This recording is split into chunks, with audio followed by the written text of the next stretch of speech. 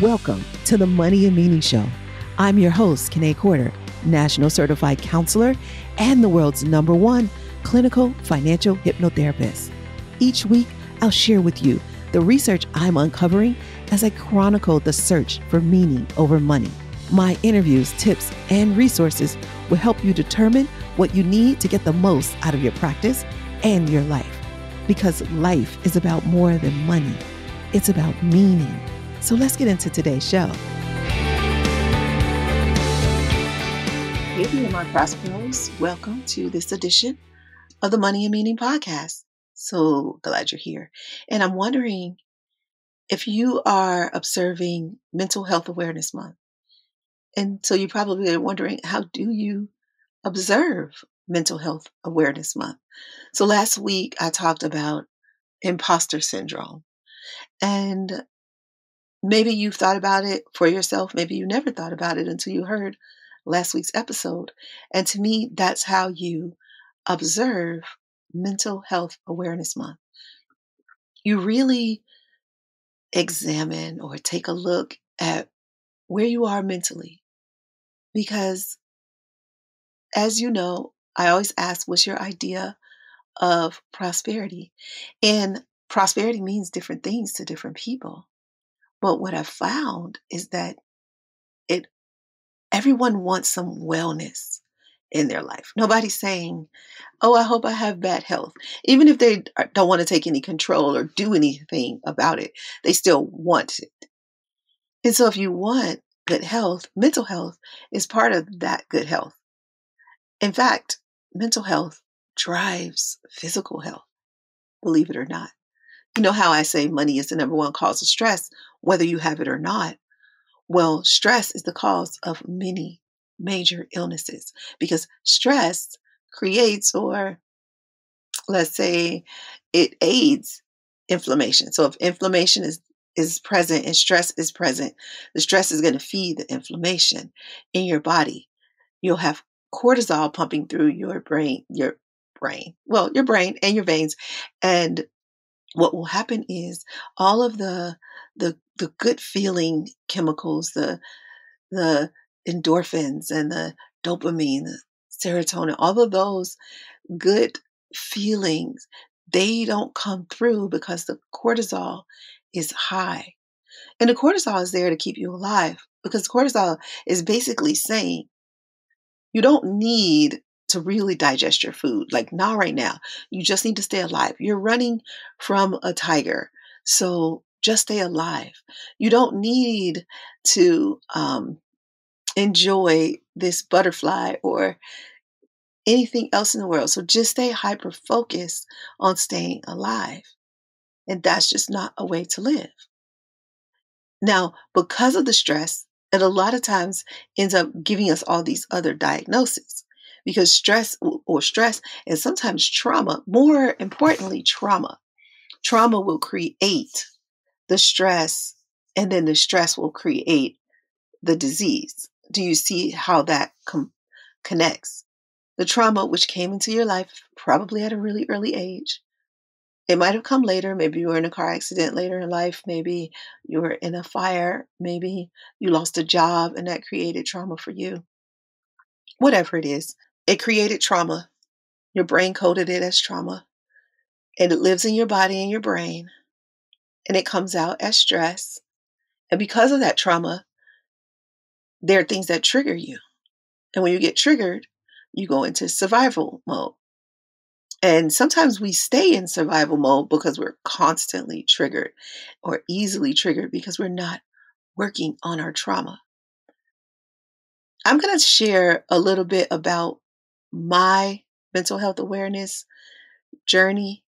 And it started at a very young age. I didn't talk for about 2 years. And when I say I didn't talk, I mean, I just was really, really quiet. I mean, like eerie quiet. Like where most kids would have said, Baba, cookie, whatever, like those one worders. I wasn't even doing that really. I would just like point at what I wanted, or like my sister could kind of read me and tell what I wanted. And so she would speak for me. She was older. And so I got away with that for a couple of years, but my parents started to get worried. And so they took me to the doctor because they're like, oh no, is she, developing slowly? Does she have something that we're not aware of? Like the hospital just didn't catch, let's do some research. Let's look into this. And so they took me to my primary care physician, a pediatrician, and his name was Dr. Parson. I remember him because he was my pediatrician until I was about 13 years old, until I switched to, more of an adult teenage doctor. And so he says, there's nothing wrong with her. She just doesn't have anything to say. And thank God for Dr. Parson, because had I not gone to him and he says, no, don't give this kid a diagnosis. There's nothing wrong with her. She just doesn't have anything to say. It was just so profound. And it allowed me to take my time. Now, I have a grandson, most of you know that, and he is in the same position. He communicates differently than most kids do. He communicates differently than most humans do. And growing up, my daughter had him watching like the Minions a lot, and like, these characters that didn't speak English. And it is my belief that because he heard that language so much, he began to internalize it and he uses it. He speaks when he wants to, when he speaks really slowly and kind of like mimics an adult, he can then say what he is feeling and you can understand him really well. But when he talks really fast, you have no idea what he's saying. And he gets frustrated. And when he gets frustrated, he lashes out. Like he'll try and like kind of hit you like, no, listen to me. Just why can't you understand what I'm saying? Like he gets frustrated. And when he gets frustrated, people around him think he's being mean, and he's not being mean. He is feeling misunderstood.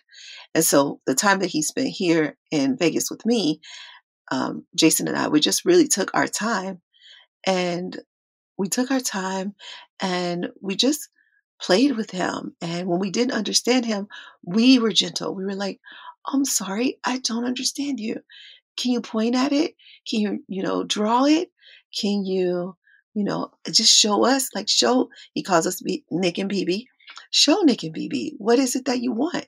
So we stay really patient because I think sometimes when kids are talking, adults will tell them to like either speed it up, like I don't have time for this story, or maybe they'll just tell them to be quiet altogether. Or maybe they'll say, I don't know what you're saying. Here, take this, eat this banana or whatever. And he is learning sign language. He used to know sign language when he was really young and then got away from it. And he's learning sign language again so that he can teach it. But that also means that we're learning sign language. It's something that we're dedicated to learning until he gets to a point where he can speak clearly. And I know he will, just the same way I did. And so to continue to go back to my story, so then what happened was one day out of the blue, my grandmother was leaning into my crib. I was, 2-ish years old, and she's leaning into my crib and she's like, Kanae, and blah, blah, blah, whatever, and she's in front of the television. And so I am leaning my head around her head so I can see the TV. And every time I do that, she moves her head in front of the TV. So I move to the other side and then she'll move to the other side. And this happened until I said, you're bothering me. And my grandmother's was like the sweetest, like kindest little lady. And she's like, oh, okay. She didn't know what to say. Of course, this is the way the story was told to me. And so everybody in the room just started laughing. And it wasn't amusing to me. I was just giving her some facts. Like, you're bothering me. You're in my way. I'm trying to watch the television and your head is blocking it. So just so you know, this isn't fun for me. You're bothering me. Now, That's just the way that I speak. I speak my truth. I always have since I was a 2-year-old. And so I do that now at my age, at 47, I think that's how old I am. And and when you do it at this age and you're not old yet, right? At 67, at 70, I can do it because I was like, oh, that old lady's always speaking her mind, right? But in that middle age, you don't get to do it. As a baby, you get to do it. As old, you get to do it. But when you're in the middle, you don't get to do it. And that lack of self expression leads to depression. And when you can't express yourself, you're going to get down. You're going to get frustrated, like Alec, and you're going to get stressed and eventually burn out because you want to be something you're not. You want to be honest and you're not. You want to be authentic. And then what happens? You lose yourself.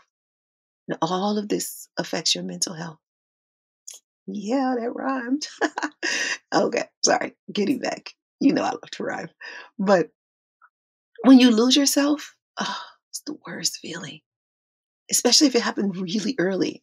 Like for some of you, you lost yourself when you were 5 or 6 years old because you had to become whatever it is that your parents wanted you to become.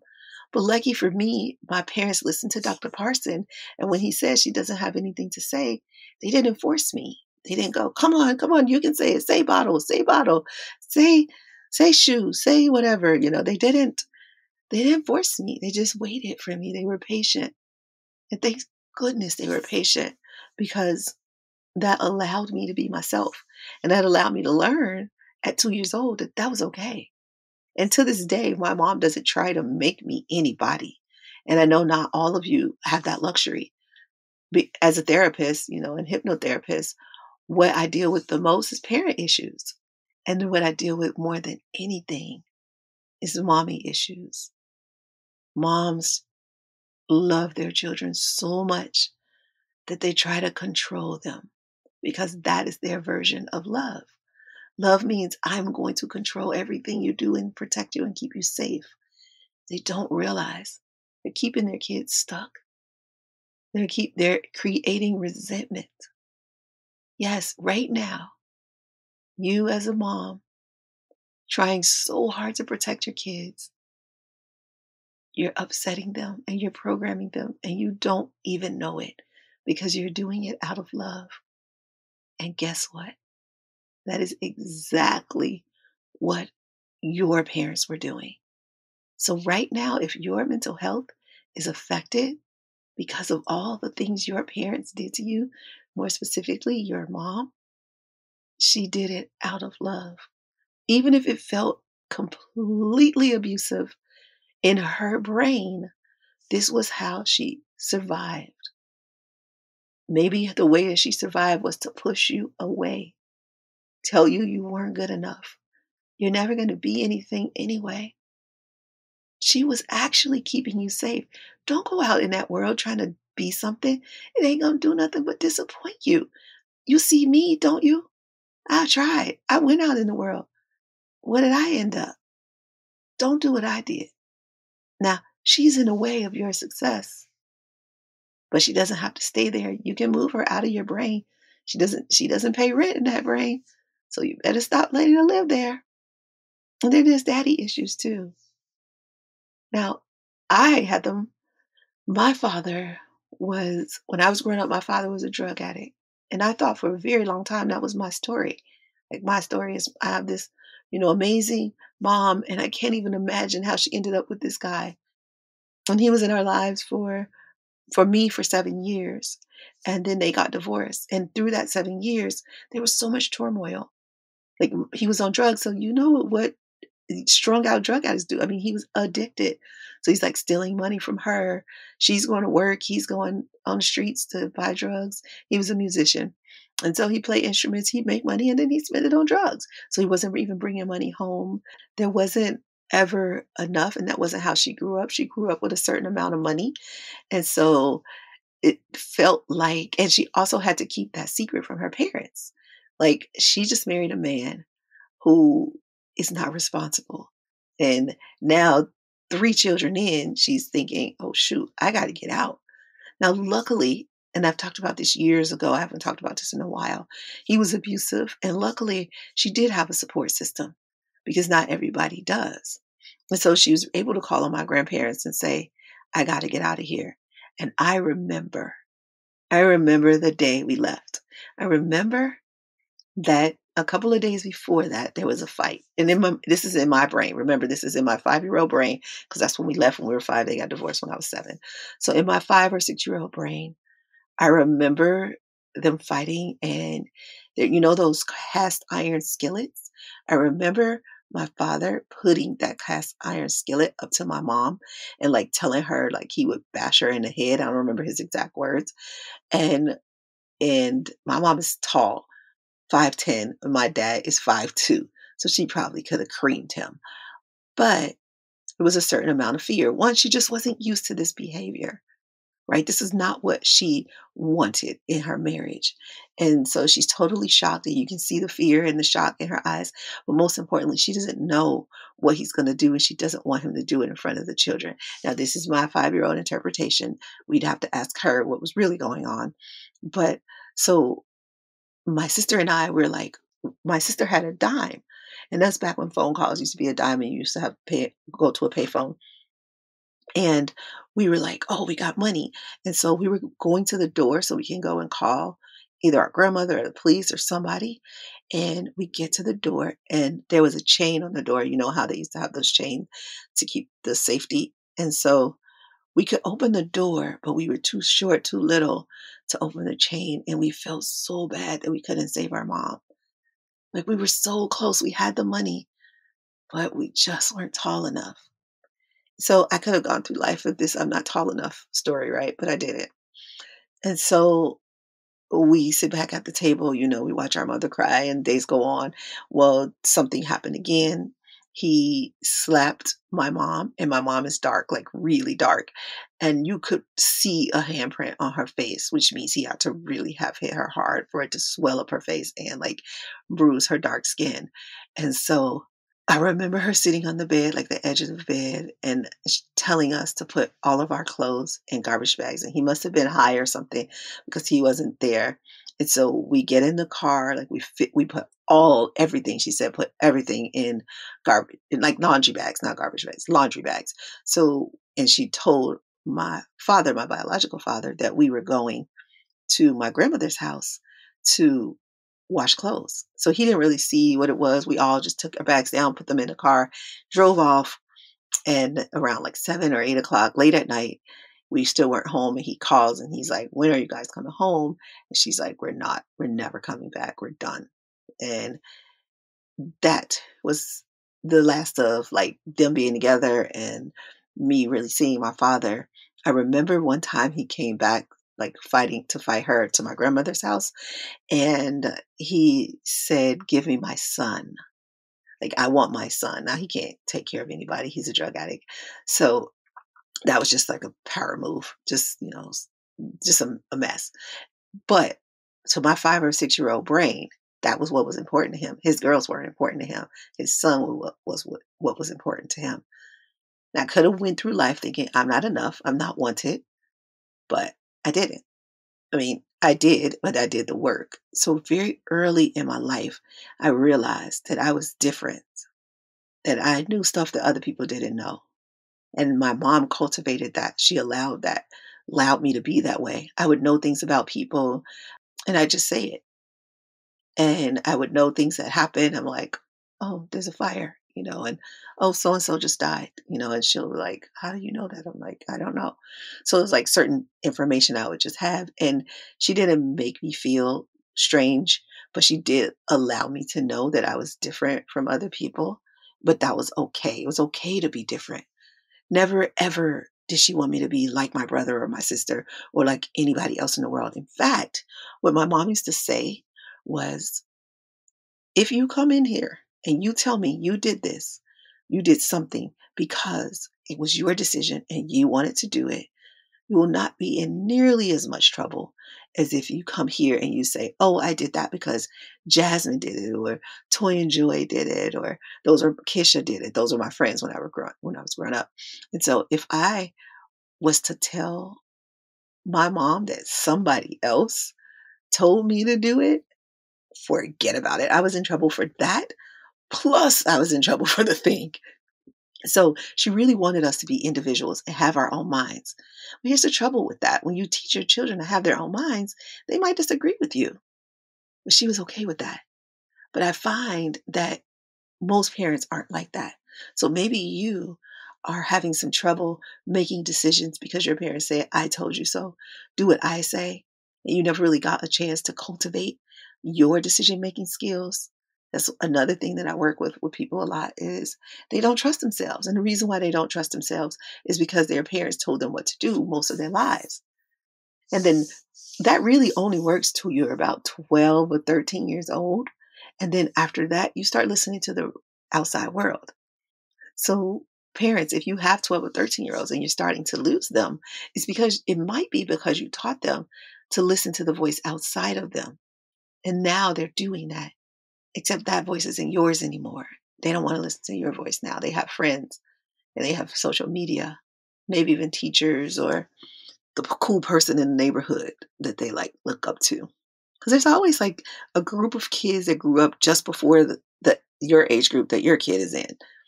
And they're looking at those kids and they're seeing what they're doing. And it looks fun. And they're like, oh, I want some of that. I want to do what Johnny is doing. I want to do what Amber is doing. She looks like she's having fun. Oh, she's having sex. She says sex is cool. She says sex, boys like sex. She says that means boys like you if they want to have sex with you. She's not telling her, but then I go home and I feel used, or then I go home and I feel empty. Then I go home and I feel confused. No, that's not what you see. And guess what? Amber still feels that way at 40. Used, confused. Oh, I rhymed. That's my mental health rhyme. I'm gonna write a mental health rap. No, I'm not. But somebody should. But, but I do dream about one day doing that. Anyway, should I get back? Okay, I'm going back. So Amber is broken. And she's not a broken person, but her spirit is broken. Her heart is broken. And it could have happened because of her mother trying to control her. It could have happened because her dad got divorced and left and never came back. Could have happened like me. The father could have said, I want my son, and didn't even pay attention to the girls. Could have been that. It could have been so many reasons. But those don't matter anymore. Now it's Amber's responsibility to clear it all up. And that's why I say I could have went through life like this, but I didn't. Because at a very early age, I took responsibility for me. But my mom empowered me with that. My grandmother empowered me with that. My grandmother loved me the way I was. She wasn't ever trying to change me. Now, would she correct me and say, yo? I mean, no, my grandmother wouldn't say yo. That would be the way I heard it. But she would say, so just imagine, I'm telling you in the way that I heard grandma say it, but grandma did not say it like this, okay? So she's like, yo, you're mean sometimes. You should be nicer. What's up with that? That's what she said.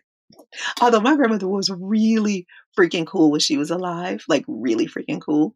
Like she knew everything about like Jay-Z, Beyonce, Eminem. She would know all the things. She watched MTV and BET. And yeah, I would go to grandma when I wanted to catch up on my hip hop news. Is that crazy? Yeah. Seriously, it really truly is a true story. But that's because she was just open. She was just a very open woman. And that is the woman that I work to be throughout my life. And my mom is the same way. And I'm that same way with my daughter. And I'm, praying that she becomes that type of mother. But if she doesn't, I'm kind of laissez-faire as a mother. I'm like very laid back and, let her grow. Sometimes I put my foot down just because I'm like, hey, yo, wait, right now, you cannot do this. But that is rare that it happens that I put my foot down like that. But that's only when I see her like running into traffic. Then I'm like, pull her back. But for the most part, I'm pretty laissez-faire and just let her learn. And part of the reason why I'm like that is because my mom was like that. My grandmother was like that.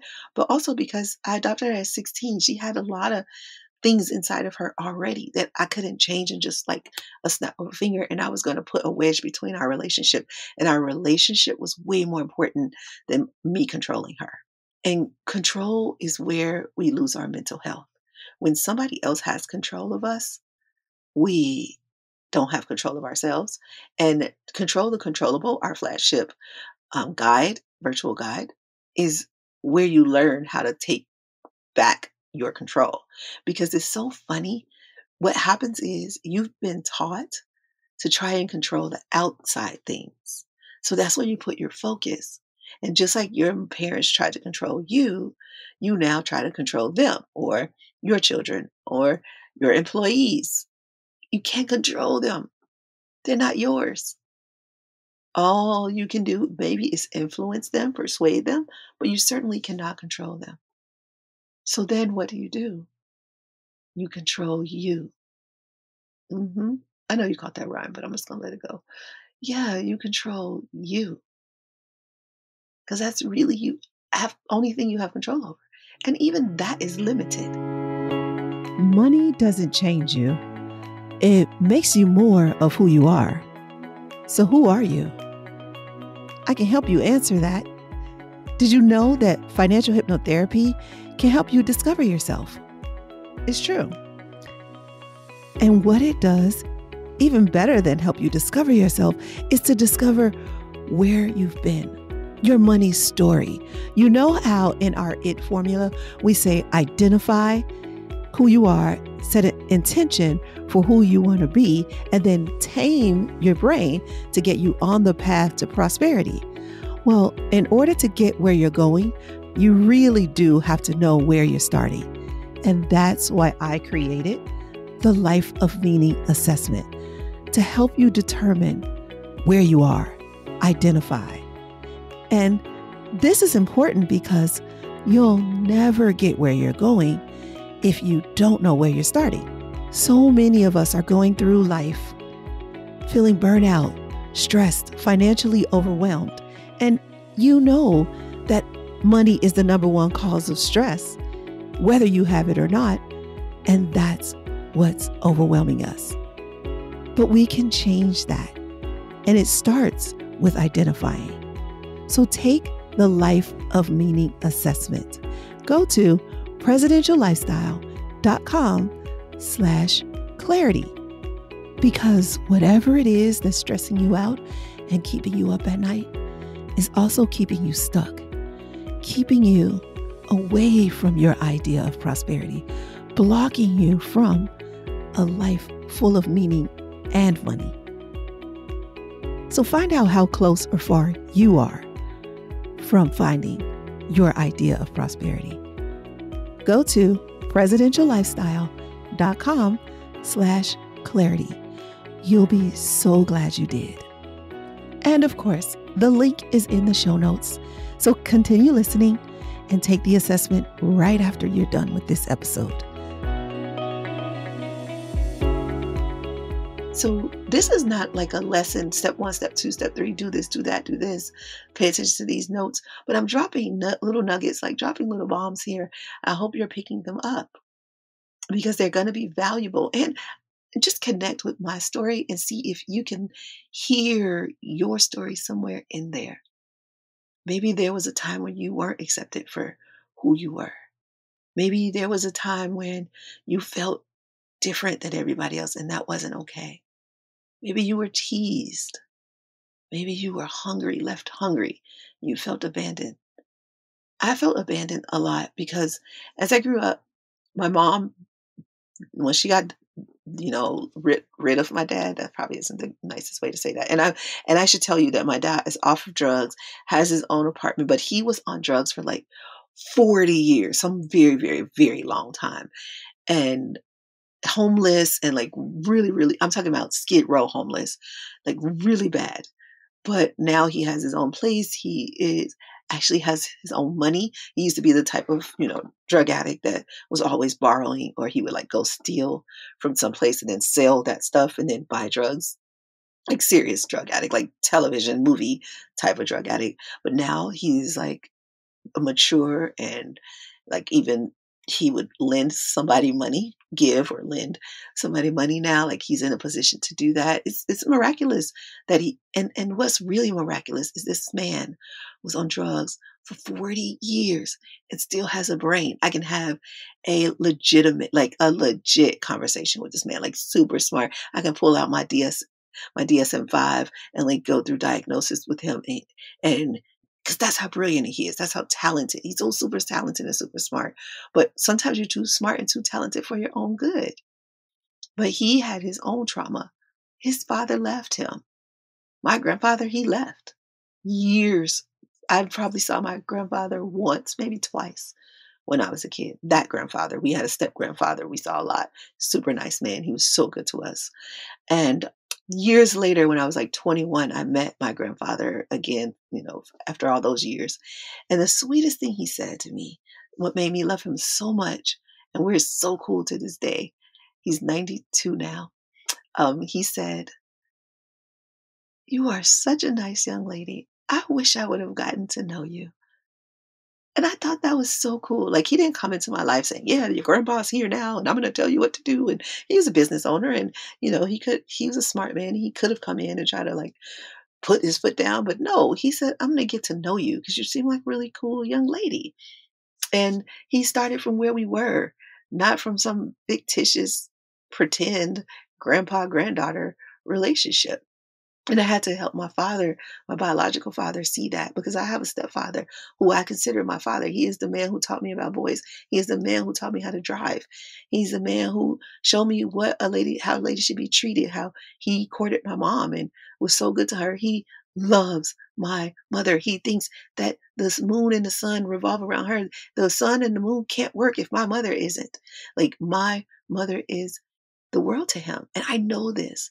And even when, they're normal, they argue. It's not like some fantasy. I'm not only seeing the fantasy. They're normal, regular people, but he just sees the good in her. He has so much esteem for her. And you can tell because they own a business and have for a very long time. They both own their separate businesses, but there's some projects that they do together. I should say that. And there's this one project called the African Festival of the Arts that we used to do when I was young. And whenever somebody would say like, "Oh, we need somebody to do," then my dad would be like, "Oh, Denise can do that." And then somebody else said, "Oh, we need someone who can do blah blah blah blah." Said, "Oh, Denise can do that." It's like, "Oh, we need somebody to do the." "Oh, Denise can do that." Like he thinks she can do anything, which is true. She can. She's like an amazing woman. But you can see the love in him because he does think that the world of her. And so he taught me that. And so I have to tell my biological father, "You were gone for a very long time. And I built this relationship with this man who taught me so much. And I see him as my father. That's who walked me down the aisle if he wants to, but not you." It's hurtful for him, but I'm honest. You left, you made a decision. And so when we aren't okay with our decisions, we try to pretend like things are something different. We're doing ourselves a disservice. We're not living in reality. And we're not living in reality.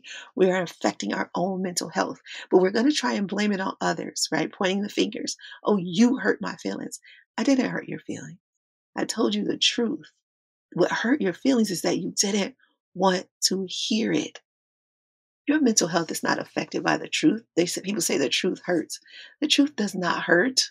Your expectations got in the way. We also talk about that in Control the Controllable, which I should probably put a link to Control the Controllable in the show notes. I don't even market it as much as I used to anymore, but I think I've talked about it a couple of times enough here that you need to, if you haven't already taken it, you need to take it. Now it's available when you become a member of the Prosperity Club, and it's it's available when you take our sneak peek. It comes in our sneak peek, and it's available when you do our presidential experience. And so that's what I'll do.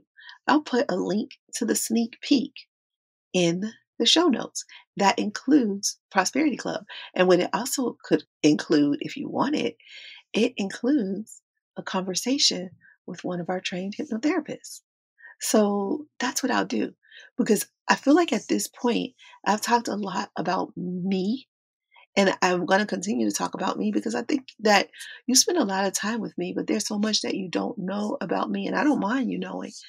I wouldn't say I'm an open book, but if you ask a question, I'm probably going to answer it. I'm not ashamed of most of the things in my life. There's probably one or two things that I'm like, ew, probably shouldn't have done that. Don't want nobody to know I did that. But for the most part, I'm pretty proud of the things that I've done, even the mistakes, even the oops, that wasn't the right way to go, but I learned from it.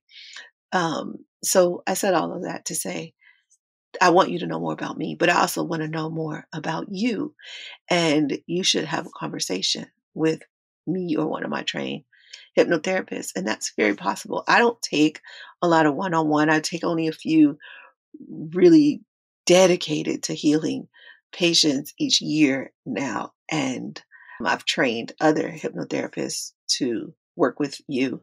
And I found that it's a really powerful way for me to do my work, but also for me to pour into and empower others. Because the work that I do, the things that I know, not a lot of people know them. Financial hypnotherapy is a thing, helping you find your prosperity, helping you look at all areas of your life, your health, your wealth, your adventure, your love, your legacy. Some people, you can go one place for each one of those things, or you can come here and address them all. And just like a doctor's appointment, you're not going to go to a doctor and then do a consultation for free. That's just not the way it works. So if you need healing, you are going to start out by paying for it. If you're not in enough pain to pay for it, that's okay. Wait until you are. Start with the podcast, take the money mentality quiz, come to our pop-up hypnotherapy. But when that pain hits you and you're like, I can't take it anymore, then talk to one of my trained hypnotherapists or talk to me. I love this work. I love healing. And the reason why I do is because I saw how I healed. When I was 15 years old, I went to a church called Christ Universal Temple. And this was in Chicago. And it was led by a woman. Johnny Coleman was her name. And a friend of mine, her grandmother went to this church and she told me about it. And I was like, wow, a church run by a woman. I never heard of that. And at 15 years old, that meant something to me. I was like, whoa, this woman is different. And she doesn't even care. And she has thousands of people coming to hear her every single week. What is she talking about? I've got to hear her. So I visit the church and I love it, fall in love with it, rise up to leadership in the church. They love me too because I'm an old soul, a wise one. And I just learned so much. But what I learned more than anything at Christ Universal Temple is that prosperity is my birthright. And what else I learned is metaphysics. So every single week we would learn metaphysics. Metaphysics changed my life. And when you learn metaphysics, you take responsibility. And at 15 years old, I learned to take responsibility for me and my actions and what was happening in my life. Does that mean I waved a magic wand and everything happened the way I wanted it to? No, it meant I slowly learned, oh, and if I do this, this happens. And if I do this, this happens. And if I feel this way, this happens. And if I feel that way, this happens. So I just started to investigate, just evaluate. And I was my own case study. And then years in, I got away from it actually. I was a powerful manifester. Like I could go to work when I owned a barbershop, when I used to be a barber. I could go to work, I could say, I want to make $500 today. And then that day I'd make $500. Like if you make $500 a day, that's like a good living. So that's a good living, especially for a 20-year-old, 20 something year old. So I had a good life.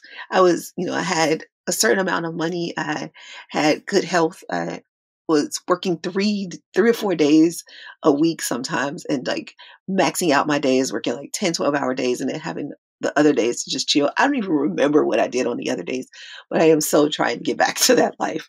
And it was the life. I was so happy back then. And I can tell you what I did. I used to perform poetry.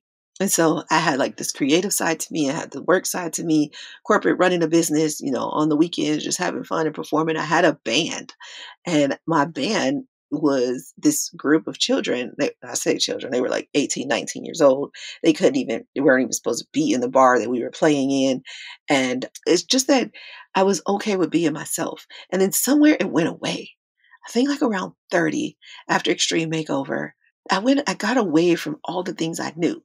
And I started I feel like becoming more human and getting away from my spirit. And I feel like the more human we become, the more hurt we let in.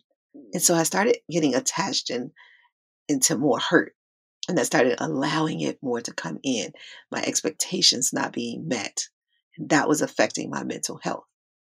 See, your mental health is affected by your story of origin, right? What happens as a kid, that the stuff you just can't control, you have no control over until you become an adult. After 21, let's just say, you're able to identify, oh, that's the old stuff. That stuff is affecting me. I'm going to have to take control of it. Or you can just let it take control of you.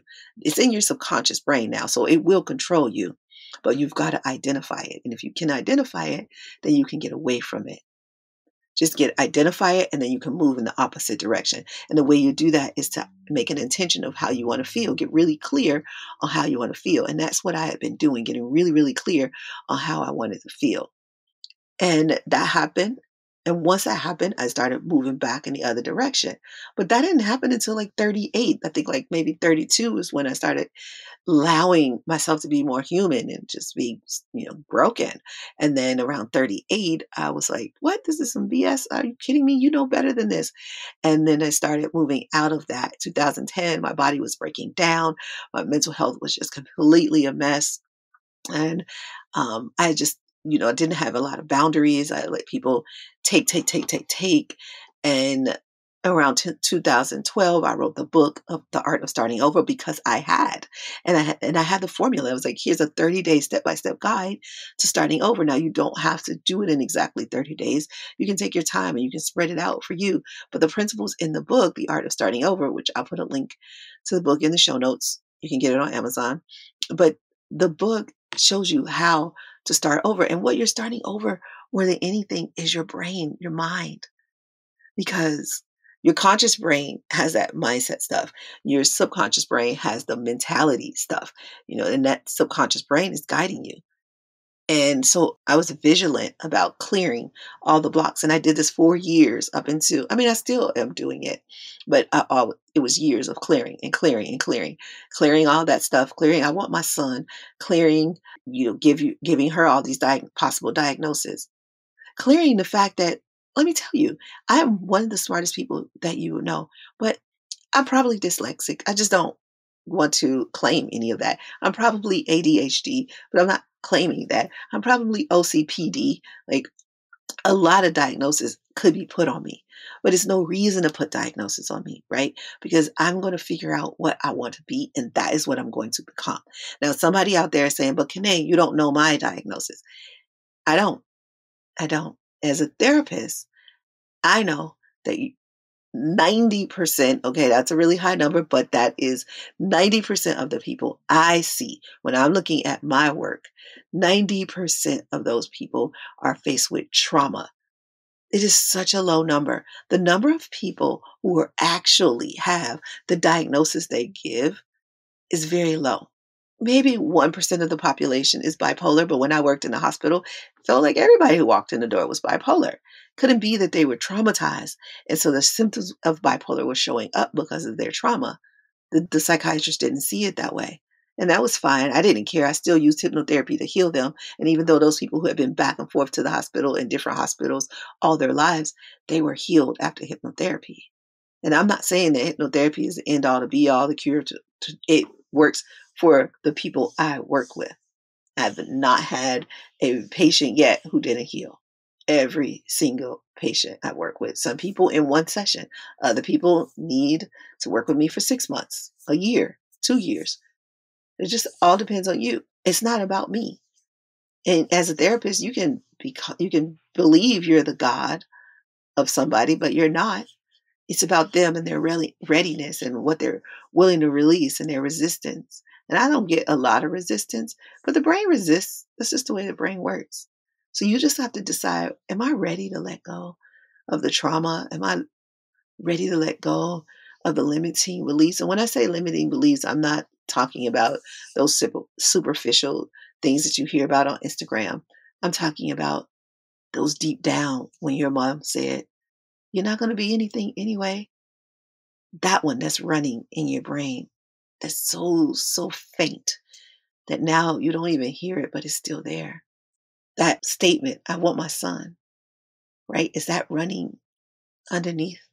You just don't feel wanted, accepted, loved, appreciated.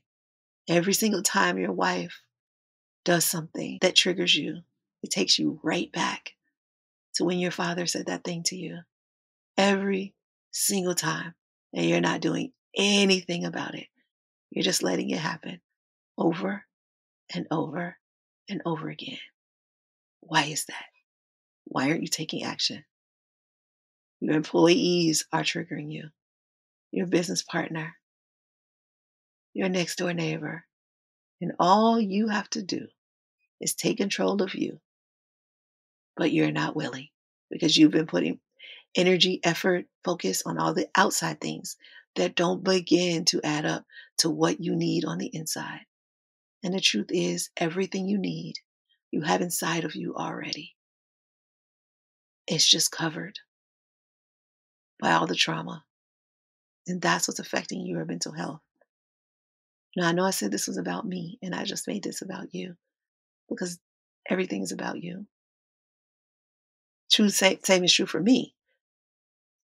Whenever someone is talking to you, you're just thinking about yourself. We're all very self-centered. That's how we stay alive. The brain is self-centered. So what are you going to do? Are you going to stay in pain? And maybe you're not in enough pain. Maybe the pain is a 5 and you need it to be a 9 for you to actually go do something. And that's okay. You can admit that to yourself and wait. Nobody's rushing you. I'm just saying, if you're ready, it's time for you to take the next step. Heal. Heal yourself, especially if you are a healer yourself. If you are touching people, if you are out there in the world doing the work where you are affecting other people, you better go do your work. I am so protective of this industry. My biggest pet peeve is people out there trying to heal the world and they are not healed themselves. Go heal yourself. You will do so much better work if you just heal yourself. You will affect so many more people. If you are mission driven, you have a mission to do something big, significant, make a contribution, change lives, transform people. If this is your mission, transform yourself first. I'll help you. My team and I will. But you won't do it if you're stuck. If you're stuck in some diagnosis that you think you can hide behind. Oh, well, I'm this, and so I can't do that. No, I have this, so I can't accomplish that. Stop it. Stop it right now. And that's all I'm going to say about that. Stop hiding behind your diagnosis. See what's next for you. See what's possible for you. That was the old you. You can move through it slowly. You don't have to rush it. You take your time and you get to the next level because it's possible for you. You know how I know? Because that's how. You thought I was going to say something deep and profound, didn't you? Ha ha! That's what you get. I'm so sorry. It's just like that. So laugh it off. I have to be serious, but I have to be silly sometimes too. That's how we heal. We heal when we can just laugh about it. So just laugh about it. You're so serious because you think death is serious. You think disease is serious. Fun is what's serious. That's what's so serious. Get serious about having some fun. Get serious about laughing. Get serious about enjoying your life. All right? So you can heal yourself mentally. And next week we're going to talk about guilt and greed. I feel like guilt and greed are the same coin, different sides. And I'll tell you why I believe that. And if you've been dealing with kind of toggling between, oh, maybe I should be going after this money. Oh, wait, I feel greedy. Oh, I guess I shouldn't. Oh, wait, I feel guilty. I have so much and they have so little, whatever. You have these guilt and greed kind of things going on. I'm going to talk to you about it next week. So I'll see you then. Thank you for hanging out with me. It's been so good telling you my story, and kind of journeying with you. And hopefully you saw yourself in something I said and you're ready to go to the next level. And even if you're not ready to go to the next level, you can be ready to go to the next episode next week. Or check our show notes and see if you missed any episodes. Maybe we suggest one in the show notes that you missed and you can check it out. I will see you sooner. In the meantime, have a prosperous week, my Pros. Love you much, Lee. Hey there. I know you want to become a prosperity pro. And one of the ways to do that is to take our money mentality quiz. Now, at Presidential Lifestyle, we call your money personality your money mentality. And we've learned that your money mentality is your money reality, whether you deserve it or not. Now, in my years of clinical practice, I've found there are 7 money mentality types. Do you know your money mentality? Well, you should, because not knowing it could be holding you back from getting to your next level financially. Maybe you're a spender or a saver, or you could be an enthusiast or a hero. Now, I know you may not have heard of the last 2, but if you take the quiz, you'll find out your money mentality. It's easy, fun, and only takes 3 minutes because you already know all the answers. Take the money mentality quiz. It'll help you name your money personality so you can tame your thoughts, feelings, and actions around money. So go ahead, take the quiz. The link is in the show notes, and you might even want to share it with a friend.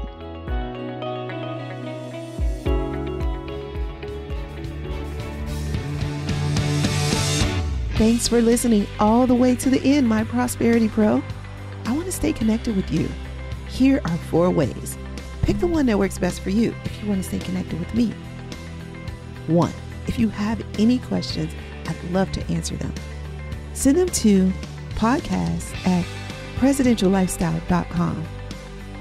I'd love it if you would make a 1 or 2 minute audio message and attach it to an email. That'd be the easiest way for me to get it. Ask me anything about creating a life of meaning over money, and I'll get you an answer. Remember, the email address is podcast@presidentiallifestyle.com. 2, subscribe to this podcast and share it with your friends, because you guys might want to have a discussion about it, especially if they're a CEO who wants to shift from the old American dream to a life of meaning. 3, we try not to have any sponsors on this show unless they are truly in line with our values. I mean, really a good fit. So that means we fund this podcast ourselves. I'd like you to take a look at our resource page to see if there's any products or services that we recommend that are right for you. If not, no worries, maybe later. If so, please use our affiliate link to purchase. Thank you in advance for doing that. You are such an amazing person. Okay, 4 and last. If you want to know what's happening over here at Presidential Lifestyle and you want us to email you the update, then go to presidentiallifestyle.com/blog/now. And you'll see the current updated blog for the week, but you'll also see a link to subscribe to that blog. We can email it to you if you like. That's presidentiallifestyle.com/blog/now. Don't worry, you don't have to remember that link or any links. They're all in the show notes. Oh, and I forgot to say, if you're enjoying this podcast, go ahead and leave us a review and tell us how much you're enjoying it. And now for the legalese. This podcast is not to replace professional counsel. The best advice is from a professional who knows you and your specific situation. The topics discussed in this podcast are general in nature and for informational or entertainment purposes only. We encourage you to meet with a professional that you can discuss your specific situation with. Whether you choose us or someone else, one-on-one counsel is important, whether it's a financial, therapeutic, legal, or other decision. So that's all for now. I'll see you next episode. And remember, you can have wealth in all of its forms. Believe it, and you'll soon see it.